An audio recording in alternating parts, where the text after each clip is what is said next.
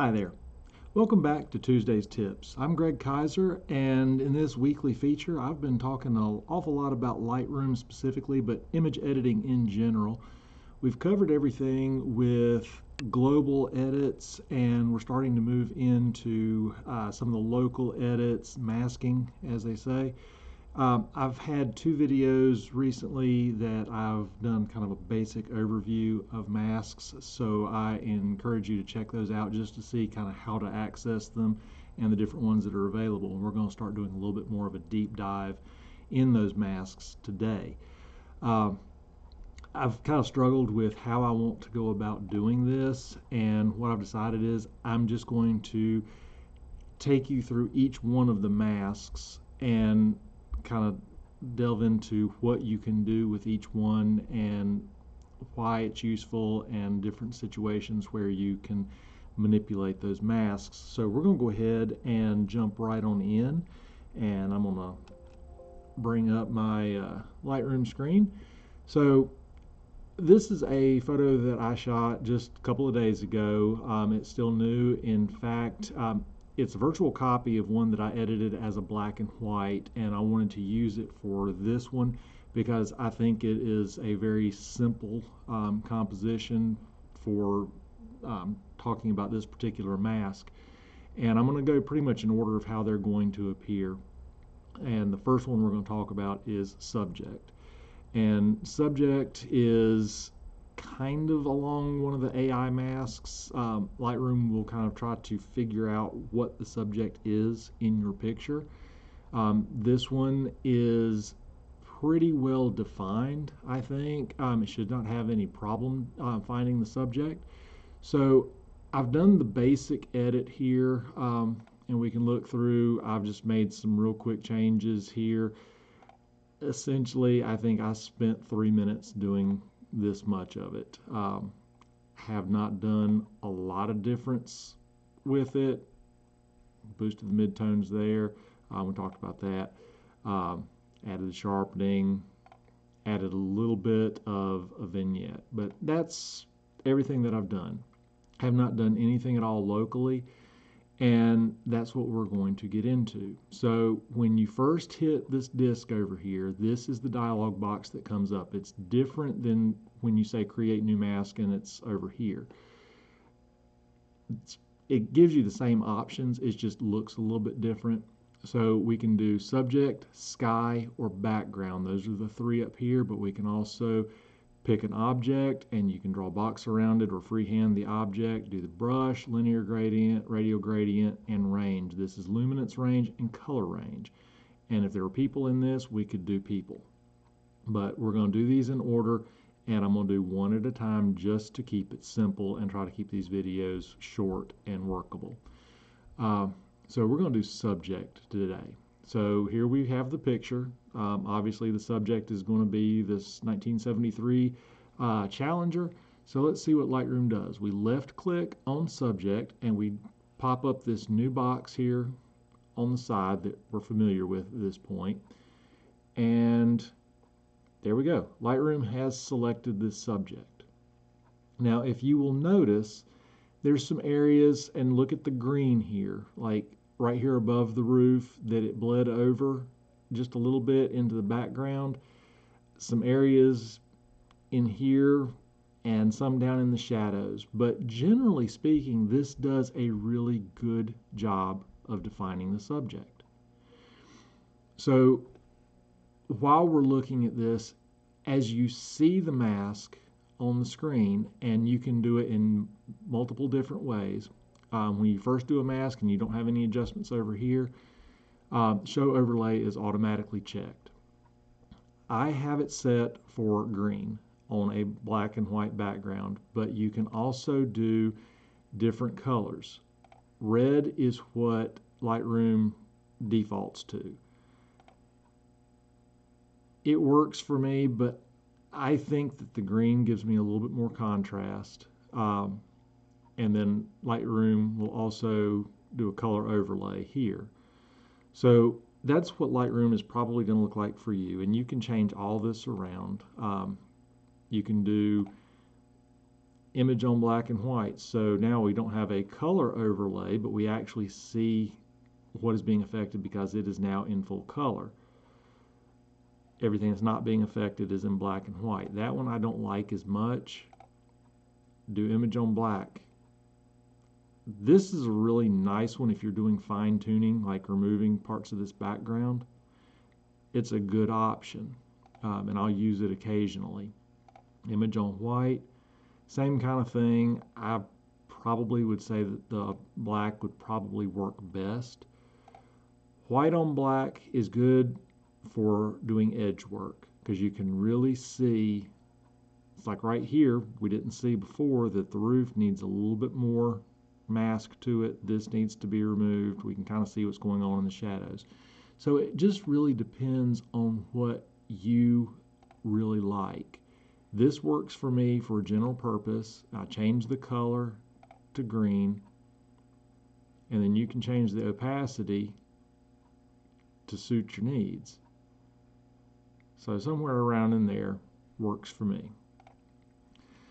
So now we know how to manipulate the mask so we can see. And this, what we're doing here, works with all the different masks. No big deal. But let's go in and fine tune this mask. So we're going to click on mask 1, and then we have subject, which is what we've just identified, and we can add or subtract. In this case, I want to subtract, and I'm going to use my brush. And if you remember, I have two brushes, an A brush that is a 30% flow and a B brush that is 100% flow. I like doing my B brush for 100% flow for removing stuff like this, just simply because I want to do it in one swipe. So come through there and knock that out. Easy enough. Down here we can do the same thing, just kind of clean up the edge of the mask. So at that point we're pretty good. We've got the brush here which has a minus, and if you hover over it, it shows what you have taken out of the mask. Hover over this, that's what the subject is. But if you hover over the mask 1, it shows the culmination of everything. So now we've got this mask done with the car. One thing I do not recommend is that you use a mask that is this specific for doing exposure. And the reason is because you have some very hard lines and it starts to look odd more quickly. I prefer to do this with radial. We will do that at a later date. But you can do any of these sliders over here. Do it however you want. And you might decide, okay, I want to bring out more shadows here. I like the shadows in the background. So we're going to boost the shadows just a little bit. Okay. One of the things that I like to do, especially with subject, and in some cases object if the subject is harder to differentiate, is I will add some localized sharpening. And if you'll remember from an earlier video where we talk about different contrasts, and that's texture, clarity, dehaze, specifically for this part of the conversation, this is where I like to add texture and clarity, because this adds that local sharpening and helps really make your subject pop. So with rusted cars, I generally like clarity. And that is more for a low frequency contrast, and that is areas where you have higher luminance and a darker luminance here, and that differentiation we amplify with clarity. Texture is going to get that high frequency texture and contrast, and it's going to be kind of these little lines here. If there is texture in the rust, it's really good for texture in the rust, but we're kind of far away to see that texture. So I'd just add a little bit of clarity here, a little bit of texture, just to see how that goes. And again, if we need to see what we're doing while we're still in the mask, hit your space bar and that brings up the magnifying glass. Go to an area where you want to see that contrast change. We zoom in. So spacebar, left click, because anytime you do the spacebar, it will go back to that main cursor. When you have the hand, that's zoom out. With the magnifying glass, zoom in. So now we can come up here to mask 1 and do the eyeball. Hold that down. That's before the effect. Release it. That's after the effect. And you can see where that kind of brings this to life. That's the kind of stuff that I like doing with my subject. So we're going to spacebar, left click, come back out. That looks pretty good. Now another thing that we can do is remembering how the eyes will flow through a photo. They go to the area that's brightest. Okay, well we've got a lot of bright areas here. The areas of most contrast. We have dark, we have light, so we have a lot of contrast here. Areas of saturation. We have a faded car here. The saturation is a little bit more relaxed than, say, the bright greens back here, and even the red dirt. So what we can do here, and again, I don't have a problem doing this with a subject or object mask. I don't like doing exposure this way, but saturation, we can give it just a little bump just to make the colors pop a little bit more, just 15. Everything here is about subtlety. So we now have a car that has increased contrast within because of the clarity and texture. We have adjusted the saturation. And let's see, brought the shadows up. So we can go and look at this before and after. And you can see just those subtle differences with the subject mask that we've done. So let's go ahead and title this, and we'll say car. You can say Challenger, you can name it, whatever you want, just so you can identify it later. And let's go see what else we can do with subject. So we're going to create a new mask, select subject again. And there we go. But this time I want to affect everything that's not the car. So we go up here to the top of this stack and we check invert.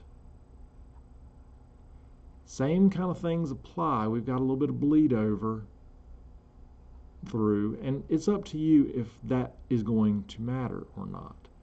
In this situation, I'm going to add to this mask. We're going to make a little bit more green, so we're going to go to brush, B brush. This time I'm going to do auto mask, so that way I don't bleed into the roof. And I'm just going to add that part right in there. And we can see what we've done by hovering over the brush. Nothing has bled into the roof. The subject is here. The culmination of everything is right here.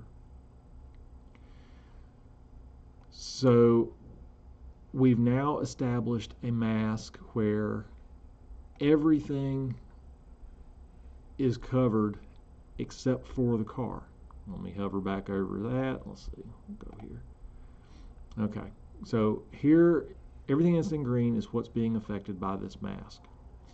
So going with how the eyes see, we could drop the exposure. But again, even at not quite a half a stop, you see how the car is just way too bright for the scene. It's not blending into the background. However, I do like to close a scene in from the bottom. So what we can do is go back, we can click on mask 1, and where it's add and subtract, there is a third option. If you hit Alt while hovering over those two buttons, it's Alt or Option on a Mac, it goes to intersect. And intersect is a way of blending masks. So I want to intersect this background mask with a linear gradient. And I'm going to start from outside of the scene, and I'm going to hit Shift key so that I can keep this completely horizontal. and I'm going to bring this up over the really near part of the foreground. So now we have selected the subject, we've inverted it, we have corrected this little part right here, and now the intersect means everything that we had selected before is game, but we only want to apply it here with this linear gradient. So now our total mask is not the car but the background, and it is feathered from the bottom up. So we don't actually have a full effect here. It is all feather because if you remember from when we talked about linear gradients, there's the three lines. Here's the division line, and between this point and what is just out of frame, that is the feather. So I'm going to have a gradual effect from down here to up here. So now I can darken this, and you see it is just darkening that bottom part. And we did this based on a subject mask. But this gives you a little bit more depth into the scene. I like to call it closing in a scene, and we'll talk about that more when we get into linear gradients. Wanted to show how to add, subtract, and do the one where we are able to blend the two masks. And remember, to get there, we click on mask, go down to where it says add and subtract, hit alt or option, and it's intersect. So it's where two masks come together. This works with any of the masking options, and we'll talk about it more as we go. So let's go ahead, title this one, let's see, lower boundary. Okay. Now, let's do a new mask, select subject because that's what we're talking about today. And we've now selected this. Let's do something a little bit different. Let's go up to mask, and we're going to do alt or option, and we're going to do intersect with a radial. And we can draw this radial over the car, and you can see that what we're doing is we are essentially feathering this effect just through the car. Now, this is not how I would normally do this, but I want to show you another way that you can do some exposure blending. If you don't want to touch the background, you can do this radial, which will be more subtle because the full effect is going to be here in this small circle, and then here to here is all a feather, which is a blending of that effect. So what I've done is I've established the subject by selecting subject, and then I have feathered this effect where I can now add about a quarter of a stop of light, and it's going to be a lot more subtle by using the radial. So think about that, and let's see, let's make this focal, and I want to show you how that can work in a different way. So if we're wanting to do a vignette, but we don't want to affect the car, one way in which we can do this, and there's multiple ways to set these masks up, and by the time I'm done, I hope that you understand that and have different tools and different ways of doing this. So we're going to select the subject. There's the car again. We're going to invert it.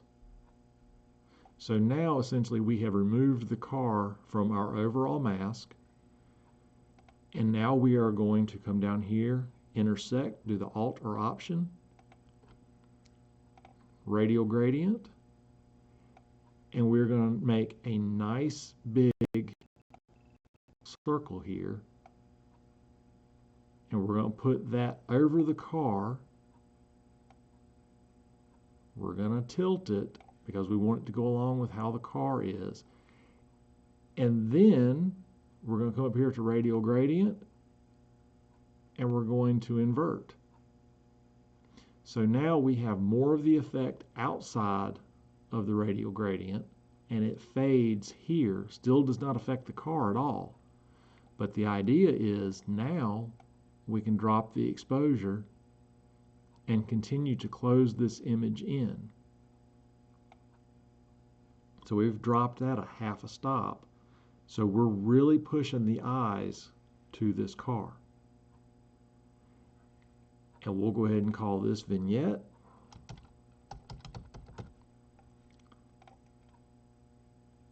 So we have 4 different masks here, all based on subject, which was my goal here today. And they're quick masks to do, and we've seen how to manipulate them. There are different ways of doing this and ways that I typically will do before I do select subject, but I wanted to start us somewhere. So if we hit the eyeball next to masks, this is where we started off. And remember how the eyes will look through an image. They will go to the brighter areas, the areas of contrast, then the areas of saturation. So everything is pretty much even through this scene. But if we've applied these masks, and they're a little heavy-handed just so you can see them on your end, we now have the cars definitely the brightest. The most contrast is here, and we've got more saturation here. And we can even go back to this vignette, open that back up, and let's drop the saturation. Remember, this is a feathered effect. So we're going to drop the saturation towards the edges of the image. Not much, because you don't want it to go black and white like that.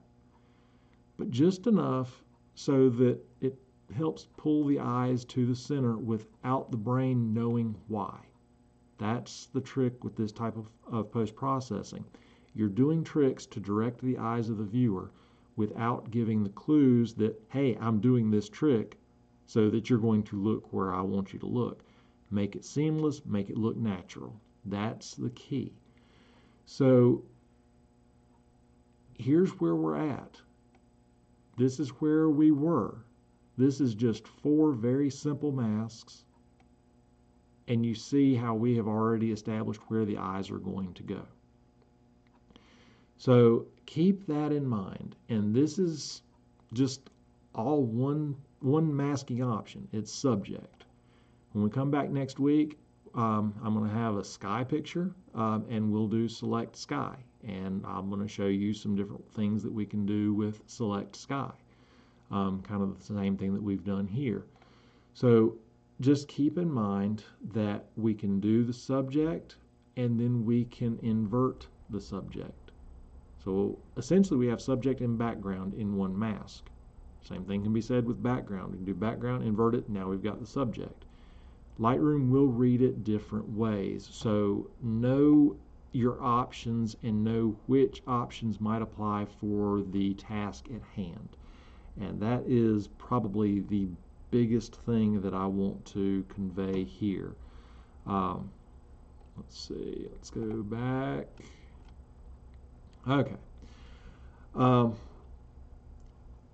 That really is the key to masks. There's multiple different ways to get to your end result by using object, subject, background, invert, select sky. All these things can do the same things. It's just how Lightroom reads the scene. This one was a simple one to find the subject.